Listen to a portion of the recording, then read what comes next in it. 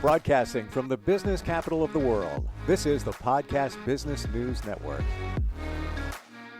You got questions, she's got answers, and those answers potentially can give you closure, some insights, maybe help heal your mind, your body, and your soul.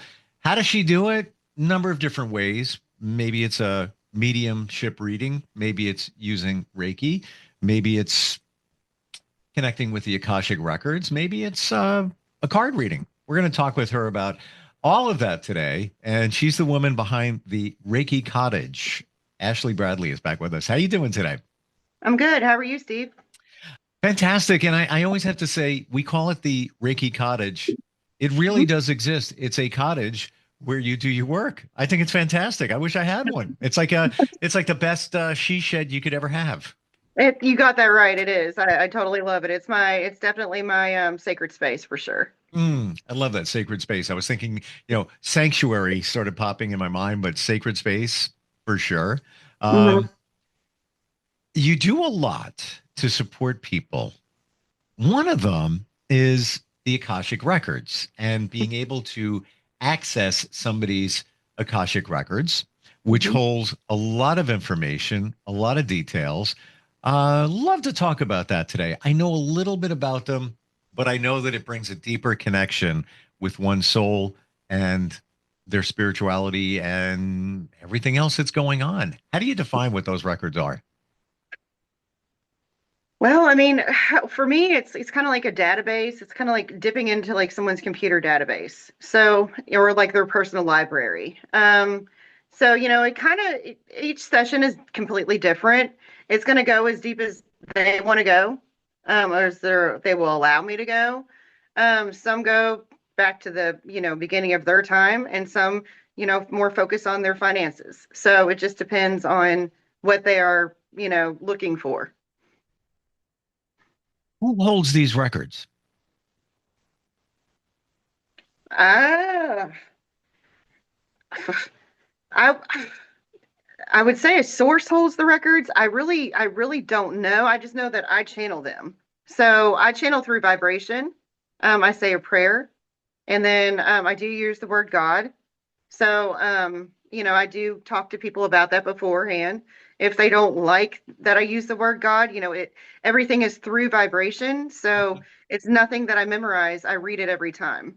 I've been doing it for a while, and it's just one of those things. Like it won't allow you to memorize the prayer because you have to, say it in a certain way to unlock them. Is it sort of like what we've heard before, the soul contract? Is it somewhat connected to that? I would say definitely yes. Yeah. So yeah, because I'm speaking to your loved ones, your masters, your teachers, and your lords. You know what I mean? So and I'm channeling them. So you're not dealing with me. I kind of check out and step to the side. You learn it's kind of strange because it's like I stretch upwards, and it's almost like I kind of sway while I'm reading the Akashic records. I can't control that. It's almost like a string pulling my head up. So that's where the information comes from, is through my head. It hits my heart and it goes to their heart. And it's like it does not have to be in person. I can do that distance and on a Zoom, Facebook Messenger, on the phone. There's really no. Did your phone just chirp? It did. I'm not surprised. Anytime I'm with somebody that does the work you do, weird wonky things happen, and you said the word phone, and it chirped. That's weird. Or not. Right. The Akashic records holds all the details about your past, your present, and your future, right? Correct. Wow. So there's no denying it. When you're doing a reading for somebody, some of the stuff that comes up from the past, somebody would be aware of that, obviously, because they lived that life. How far back in the past have you seen Akashic records go?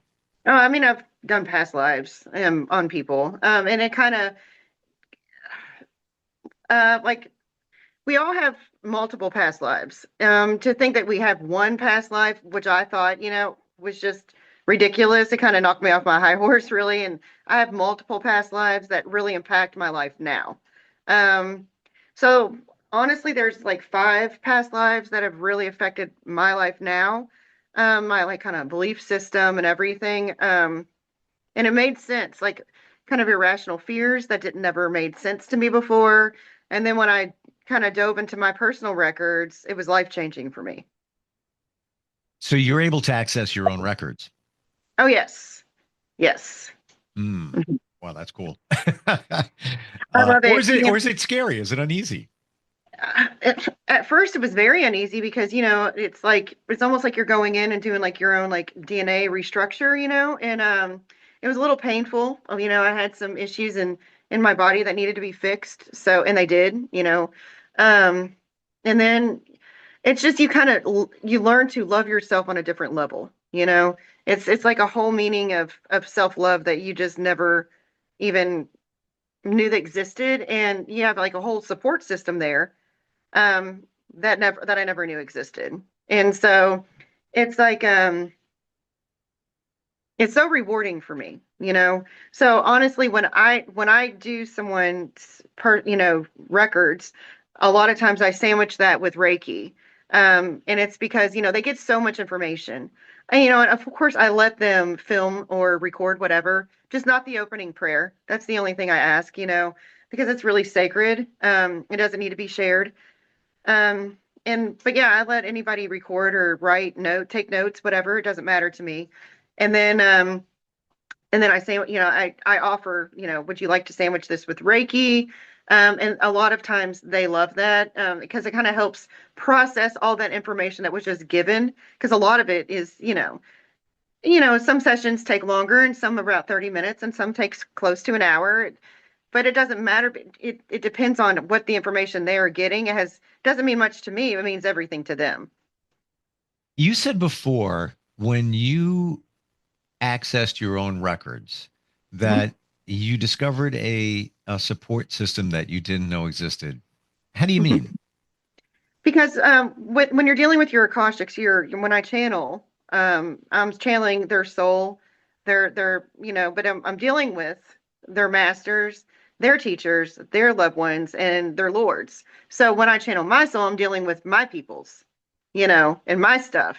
And it's like I'm meeting almost like family members and, that I've never met before, or, great teachers of my past that I've never knew existed, or, it's just a very religious and an eye-opening thing for me. And I just realized how much I was like, it just brought me back to who I need to be. It like kind of r knocked me back a little bit and was like, okay, I don't know, I don't have all the answers. I'm learning myself again. Almost like a reset button.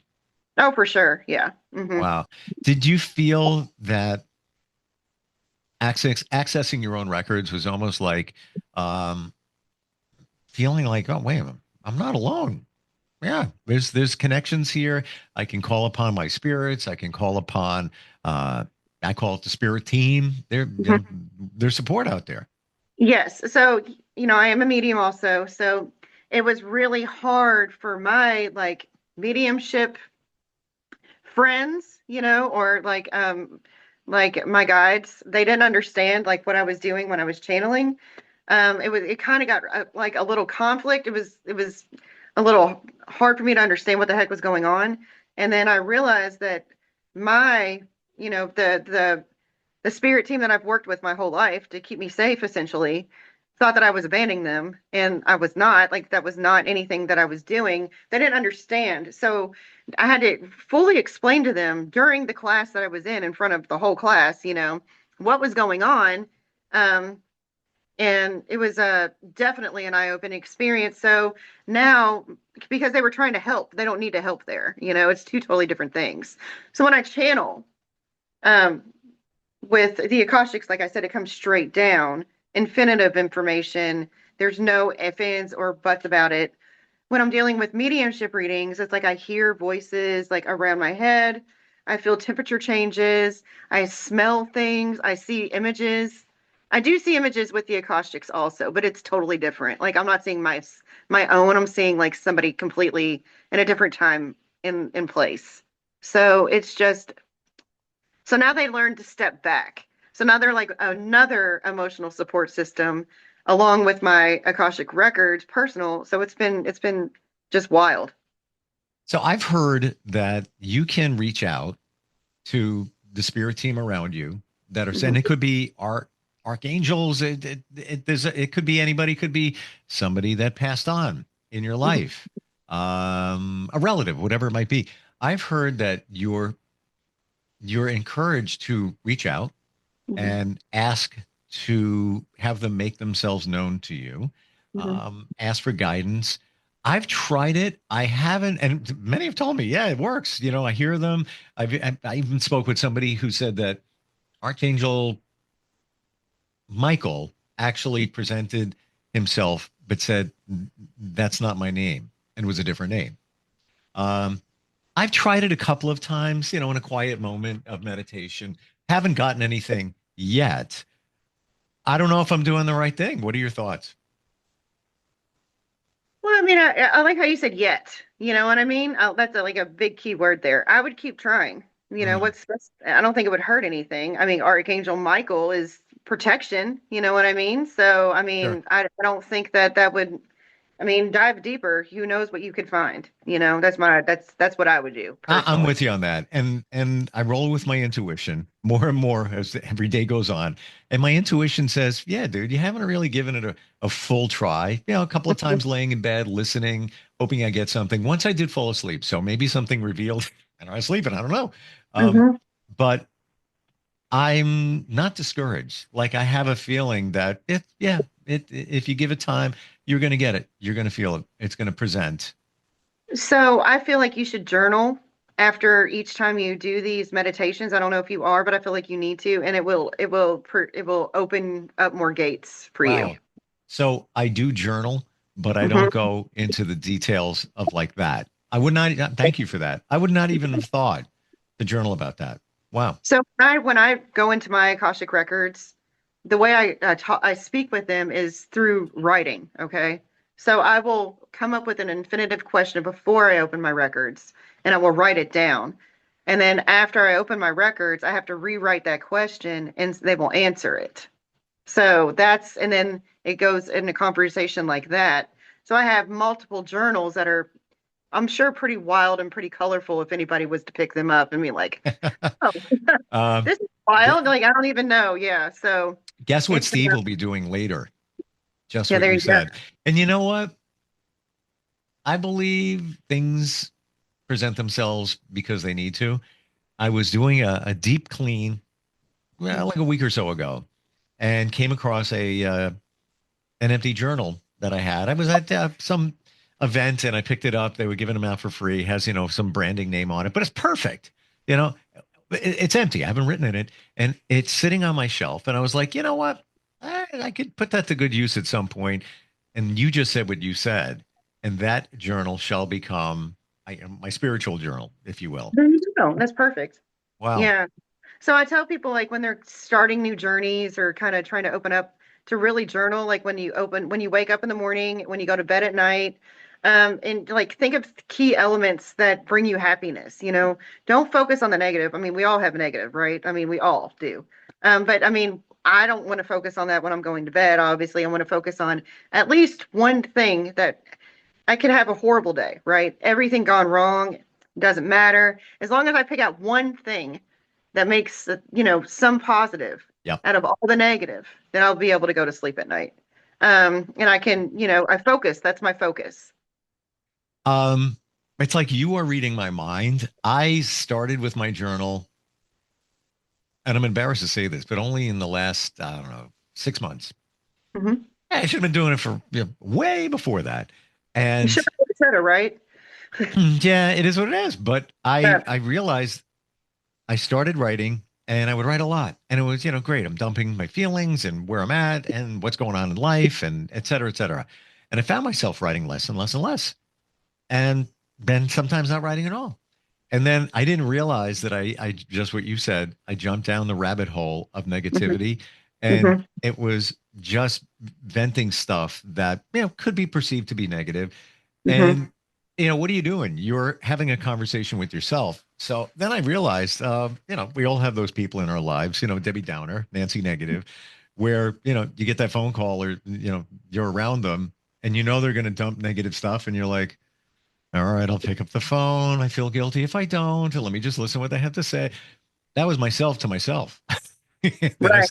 then I stopped journaling, or I ease back on it. Days would go by, so I have to look at it in a different light. Interesting. What? And it's all confidential. But what's the most interesting thing, or some of the interesting things that came to light when you were working with somebody and you accessed their Akashic records? Uh, well, so many. Let me think. Um, there was a girl. There was a woman that didn't really want to have children. Didn't understand why she didn't want to have children.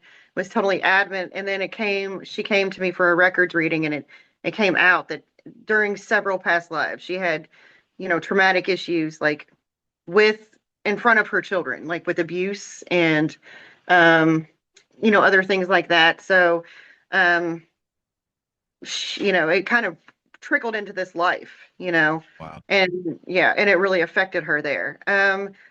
That was one. Let's see. I've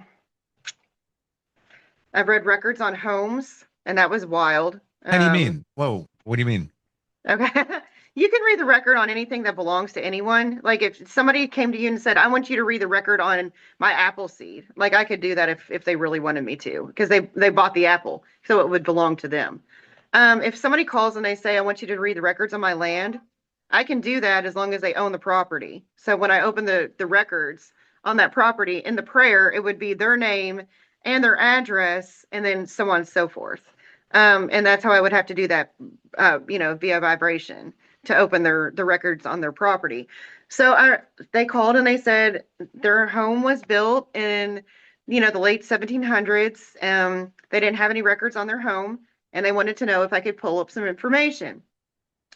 So I said, sure. Wow. I'm pretty excited. I actually went to the home, um, walked the property with them, sat down, and it was a very wild conversation. At the opening, they said, first of all, the house, they wanted me to tell them the house wasn't built in 1779, it was built in 1777. And so they were like, stop saying it was built in 1779. It was before that. And so I was just like, like it was pretty like eye-opening experience. I got to meet the actual spirits on the property. Wow. Um, they all came to me. They gave them messages through their records on the home. The house was part of the Underground Railroad. Um, it did have like things for Native Americans, like a water hole that they would go and like do um, rituals and things like that. So it's very sacred ground. It was very wild. Uh, so interesting because, and if, somebody sees or hears this, would be think, what the heck is she talking about? However, Hmm. if you subscribe to the fact that everything is energy, Hmm. and I don't know that guy's name, I don't what's his name, Einstein started talking about it and nobody was paying attention. Hmm. There's energy in that home. So it's got an imprint. It And really did. Yeah. right? Yeah. Hmm. Oh, that's Yeah. cool. Oh my Yeah. gosh. Wow. Yeah, so I didn't do they didn't want me to do like a mediumship house clearing or anything on the property. They just wanted me to read the records on the property, and I was totally fine with that. It was really cool. It was a really cool experience for me and for them. They got a lot of questions answered that they didn't know, Wow. like the original builder, I pulled that out, where they came from, where they settled. I mean, it was crazy. So, things like that. For myself, I have actual 5 past lives that impact my now life. Um, and meeting them and going back and like meeting, essentially meeting myself in another life or form was very spiritual, I guess, for me. It was very emotional. Um, And it made sense why I have certain fears that don't make any sense. It made sense out of no sense, I guess. I feel inner excitement hearing you talk about this, what you learned about yourself accessing these Hmm. records. I really Yeah. do. It's like, wow, that is amazing to get that clarity, that insight. Um, I didn't know you could access the records on yourself. So Yeah, there's it's something there. when you yeah, when you start doing this kind of work, with Reiki or with the Akashic records, anything like that, you have to do the soul work on yourself first before you reach out to anybody else. So, like level one on anything is self soul work. And that's not easy. You have to really put the work in and really get to know who you are and kind of love yourself from afar, honestly, because who you were is not who you're going to become. You got to be able to, it's almost like you have like, so I taught a Reiki class this past weekend, and how I, opened the class, I was like, you're doing like really, like karma, like you're rewriting your karmatic history. And that's what happens. Like who you were is not who you're going to be by the end of this. You will become somebody else. And people won't deal with like you won't deal with certain situations like you used to, and Mm, people won't treat you like they used to. Things change. mm. It's like your energy is vamped, and things have changed. Like your vibration is different. It's higher than what it used to be. So I you got you. have to, I got you. yeah, I really do. Um, yeah. 5 years ago, were you a different person? Oh my gosh, yes. Right? Before Reiki, I was a mess. I mean, yeah. So I mean, Yeah, I've been, okay. All right. Let's go there for a second. yeah. Did you know that you were a mess? No, I had no idea. I thought I Right? was just, yeah. I mean, I had no idea. I mean, all of it was obviously survival, skills and things like that, that I picked up along the way. But I had no idea that I was cut and bleeding on everyone and everything around me. I had no idea. And Mm, that was when I was on my way to my first Reiki class. I'm very much of a spiritual, and I'm very big into music. I was listening to one particular song, and it hits me still every time.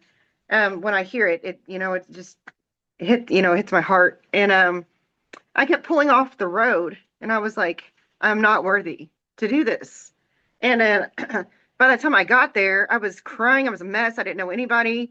And I just sat down and I was like, I don't know why I'm here. I don't feel like I'm worthy to do this, but I feel like I need to do this. And it took off from there. when you know, you know. You And do. it was screaming inside of you. It was, I should be doing this. yeah. Um, But I didn't feel worthy. You know what I mean? I didn't feel like I didn't know how messy I was. You know what I mean? Obviously, I didn't know. And you don't.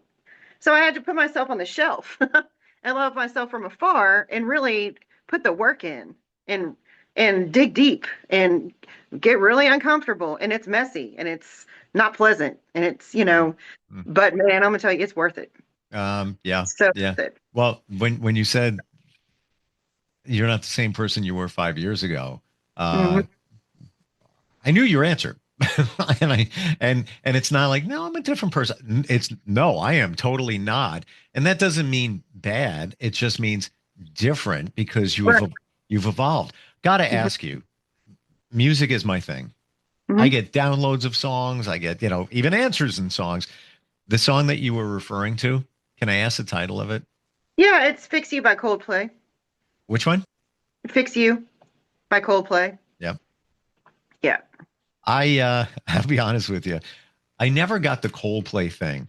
Hmm. Okay. Played them on the radio. I've been playing music on the radio since I was a kid. Literally, I've hit my first paycheck. I didn't have a driver's license. And Coldplay, I respect their music. I get it to a point. Actually, I didn't get it until I went and saw a Coldplay tribute band. I've never seen them in concert. Hmm. And when you walk around the room and you see the energy of people that are into that band, then you get it. Yeah, it's like, I was born with like the light within. So, when he's talking about the lights will guide you home, like it never hit me until that day. You know what I mean? Until I was driving. I've listened to that song for years, and it was one of my favorite songs, but it never had a staple for me I until I get was it. actually driving, and I was like, oh my God, like this is what I'm doing. And it was so like I couldn't even drive. I was crying so hard I had to pull off the road. I get it.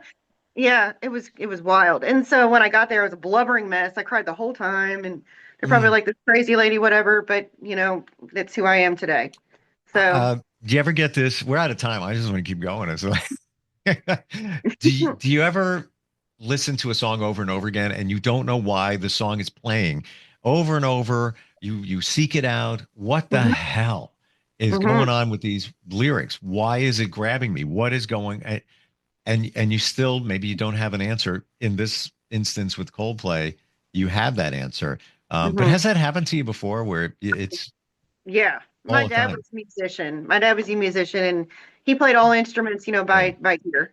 And so, I watched that growing up. You know what I mean? And he was into right. all like he started with big band when I was a kid, and Sure, sure. and so it was like I watched all that go down. And so yeah, it's ingrained. Like music is ingrained in us. The vibration, the all that is ingrained. And Mm. yeah, I totally feel that. Yeah, it's a great point you bring up. Why is music so impactful in our lives? Because it's vibration, and Hmm. that's energy. Exactly. How do we find you? I know that you can do a lot of this virtually. I would love to be down the block from you and go enter the Reiki Cottage. But if not, how does somebody find you? You can find me on Facebook at the Reiki Cottage, Kentucky. You can find me by my website, thereikicottagekentucky.com. Or you can find me on you can hit me on my Gmail Mhm. at reikicottage@gmail.com. Gotta tell Reiki you, Kentucky. Yeah, say, DJ. say that one more time. I stepped on you. Oh, it's okay. The Reiki Cottage Kentucky at gmail.com. Is it KY or Kentucky? KY. Gotcha. Okay. Um, when we first met, I thought your thing was, Reiki, Hmm. or just Reiki, and that's fine. I Hmm. didn't realize how deep you run, as deep Yeah, as I run Akashic pretty Records. down. Yeah, Yeah. super cool. Thank you for all the insight today. Really appreciate it. Yo, you're welcome. All right, we'll talk soon. We'll be right back.